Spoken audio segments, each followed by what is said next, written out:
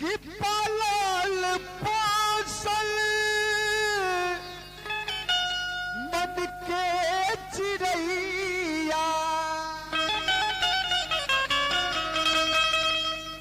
बदल गई छन में निरदैया